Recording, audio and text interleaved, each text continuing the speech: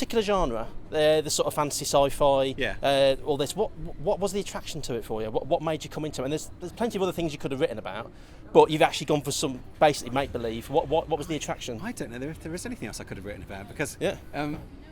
goodness, this is psychoanalytical now. I was thinking, when I was a child, I'm an only child. Yeah. And I had older parents, so I had quite a lot of time to myself. Mm-hmm. So I was often in my imaginary world anyway, in the games I played. Yeah. So that was just what I grew up, and my dad always read to me for a long time, all sorts of things, so from The Hobbit to Rosemary Sutcliffe, Diane Wynne-Jones. So that's kind of, I was getting a diet of this stuff anyway. He was quite a fan of it.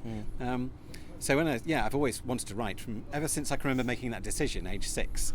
I started making little books, and I'd draw covers and I'd staple them together. There wasn't much writing involved, but when I realised that somebody's job was to make these things, it was a revelation. And I've always wanted to write, and I did write even before I was published, which is how most people go about it, Absolutely. I guess. So I'm a writer first and foremost, and getting published was a bonus. But ultimately, it's any fiction writing is you ask the question, what if?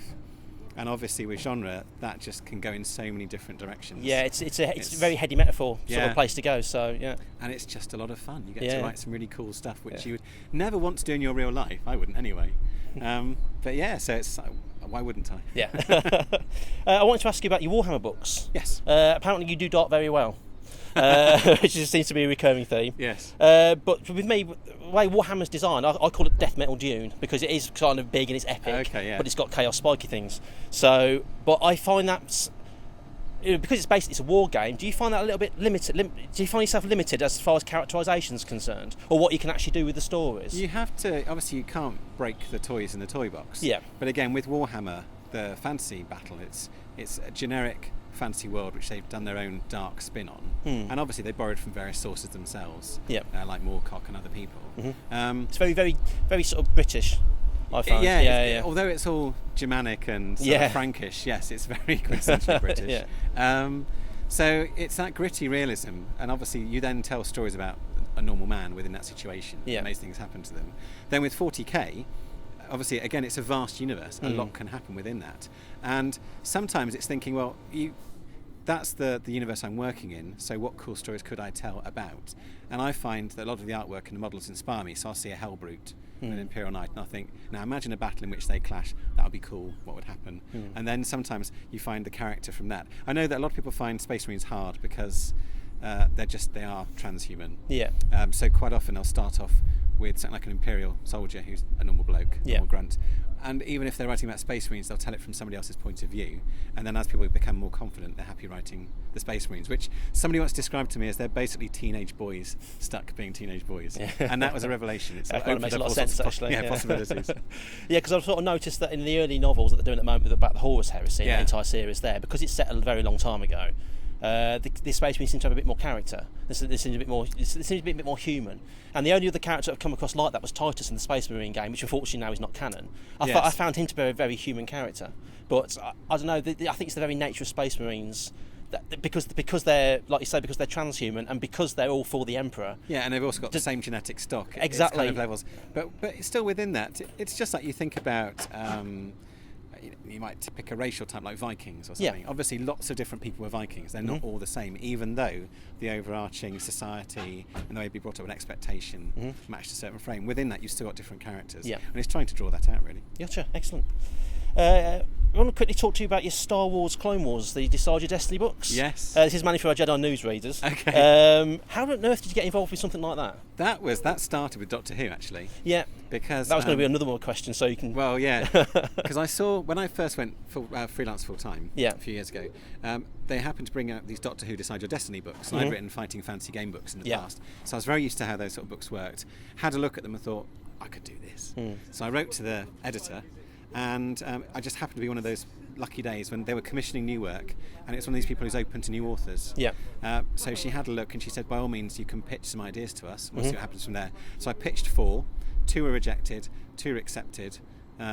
and from that I wrote one of them. Excellent. And as a result of that, she then, because I'd done one of those, when they decided they wanted to do the same thing with the Clone Wars, she came to me and said, "You did Doctor Who, would you like to? Yeah. Do you know anything about Star Wars?" Yeah. To which you answer, yes. I do anyway. But then, there's this wonderful thing called Amazon, and you can buy a few background books. And Wikipedia. Exactly. And went from there. So I've done a couple of things. I did an unusual one, which was a gift book where a child's name appears as the hero in the story. Right, yes. Yeah, so I wrote that and wrote it so that they could either be the Sith character or the Jedi character. Yeah, that's good. So that was fun.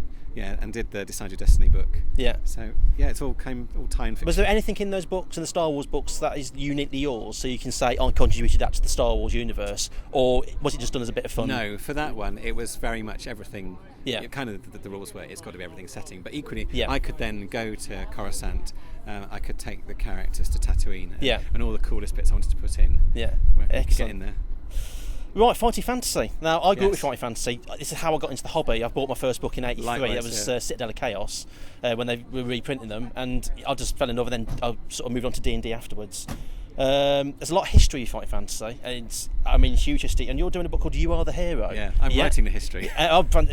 This is what's going to be interesting to me, because basically Fighting Fantasy game books, they are my history. Like I say, it's how I got involved in the hobby.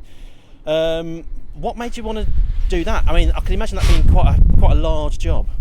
Yes. And how involved is it? There's a lot of research to do. It is. It's taken a long time. I've learnt a lot through doing the Kickstarter. Yeah. I've learnt, you learn by your mistakes. Yeah. People have been very patient, but it is getting closer and closer all the time. I was like you. The first book came out when I was 10 years old. Mm-hmm. As I said, only child, read a lot. And I suddenly looked at this, all these pictures, relatively adult style of art, and I just thought, this is awesome, and just loved them and collected them rabidly, until it got to a point where the sort of accepted version from my parents was, maybe you should grow out of this now. Yeah. So, didn't quite get as many as I did, but then when I was, obviously a student, having a bit of an income, doing other jobs, I could pay for them myself, and I just still love them. Yeah. And it was actually when I finished school, I pitched to Puffin. I very arrogance of youth, said, I got an idea for a brand new gamebook series, would you like to publish it? And they could have ignored it, but instead I got a letter back from Mark Gascoigne saying, we only publish Fighting Fantasy, here's how you pitch, you're more than welcome to have a go, but I should warn you now, your chance of being published are very slim. Yeah. And 2 years later, 2 complete different ideas and about 3 rewrites, I got my first commission. Fantastic. So that was a dream come true. Yeah. I'd always wanted to do this. And, the first books, when you look back at them critically, they're flawed. Yeah. Although there's a passion there. And still, what I'm pleased about, people still find the stories. And I guess it's the proto-novelist in me, the actual narrative behind it, I really enjoyed. Even if some of the gameplay was wasn't all it might be. But they've improved since then. So having been involved with it then for the last, it was 20 years actually, more than 20 years since my first book was published, I've kind of been involved with it more than I wasn't. And even then I was, because I was a fan. And it just fascinated me. And the more people I met through it, the more always just wealth of information I thought people like me would just love. Yeah. So I basically pitched it originally, because it was the 30th anniversary, to SFX magazine. Yeah. And so I got an idea for an article, and they said, great, 2,000 words. Mm-hmm. And I said, might need a bit more, 3,000. And I've never done this before or since, but I delivered 7,000 words. And I emailed the editor saying, I know this is really unprofessional. If this isn't acceptable, don't bother reading it. Tell me and I'll rewrite it. And he published every word. Yeah.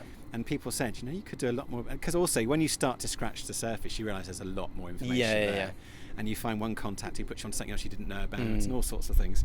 So I then thought, I could do it as a book. Maybe as an e-book, about 30,000 words. And somebody said, you should do it as a Kickstarter. Yeah. And it was just when Kickstarter was launched in this country. So I gave it a go. And it's now 97,000 words long. And somebody today has in fact said, did you know about this? And I was like, no, I've got to put that in. So it's become epic, and it's involved so much research. I've interviewed about 100 different people who are actually in the book, from editors and writers and artists to fans of the series, sort of famous people who like us, were the right age at the time, and now are movers and shakers within the industry themselves.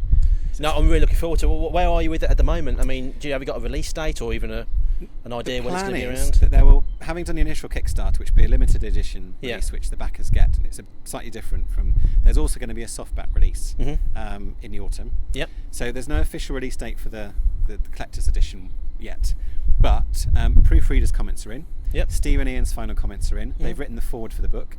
So after the weekender, that's my next job, is to collate all that. Then it's going to be gathering in the last bits of art to get it ready to go off to the layout person. Gotcha. So it's really getting there. It's very close now. We're really looking forward to it. I'll tell you that now. Pax Britannia. Yes. Right, that seems to be quite popular. Yes, I'm pleased to say. Yeah. So can you tell us a bit more about that and where you're going to go with it? Because you've done a few books already. actually. I have. So, I've done 8 so far. Yeah. Basically, Pax Britannia is a steampunk universe that I created for Abaddon Books, who are owned by Rebellion, who also owned 2000 AD. Yep. And Solaris. So it was designed as a shared world, but as it worked out, not that many of the people have written within it. Yeah. Al Ewing's written a few books, but I've written the majority. And for my character, it's Ulysses Quicksilver, and he's kind of a cross between James Bond, Sherlock Holmes, and Oscar Wilde, I suppose. Yeah. And he's definitely started out a bit more cardboard cutout, but he's become his own man. You have to excuse me while we're moving because it's just literally just started to rain. Sorry about that. Right. We can get back in. Yes. Okay, go ahead. So Pax Britannia. So basically, the premise is it's the end of the 20th century. Yep. 1997 is where the first book starts, just before Victoria's 160th Jubilee. Right. So she's still alive, but kept alive by clockwork and steam power. There's robot bobbies in London. There's dinosaurs in London Zoo. People live on the moon, under the sea. The British Empire has never collapsed. So Russia, the revolution never happened. You've got the USSA instead. You've got vampires and werewolves and all sorts of things you could possibly imagine. So kind of anything that Vernon Wells and their ilk wrote is fact rather than fiction. Right, got so it. it's then extrapolating it from that. Yeah. So where we've got to now is it has taken Ulysses to a very particular point, and at the moment, we're not sure where it's going to go. I can say tactfully. Excellent. But yeah, it proves very popular, and every time I come to events like Essex Weekend, we get new people who've never encountered it before, and other people who come back to buy the next set of books because they've enjoyed the first ones. Yeah. But I've got plans for some other steampunk projects as well. Yes. So steampunk's in my blood now. Yeah, good. And finally, what's the future for yourself? I mean, what have you got planned? Have you got stuff coming out soon, or? Well, the biggest thing is getting You Are the Hero finished at the moment, if I'm honest. Yeah, I would make that your priority. Yes. But I've got a few projects which I've got in mind. One, I'd like to do a retelling of the Epic of Beowulf as a game book. Where you've got obviously the traditional story, but you've also got offshoots as well, and some simple combat system in there, which I think would be fun. Something else involving steampunks and zombies. So yeah, and possibly some collaborations. Always try new things. Excellent. But there's definitely lots more to come. Brilliant. Well, Jonathan, thank you very much for your time. I appreciate it, and good luck with your future projects. Thank you. Thank you.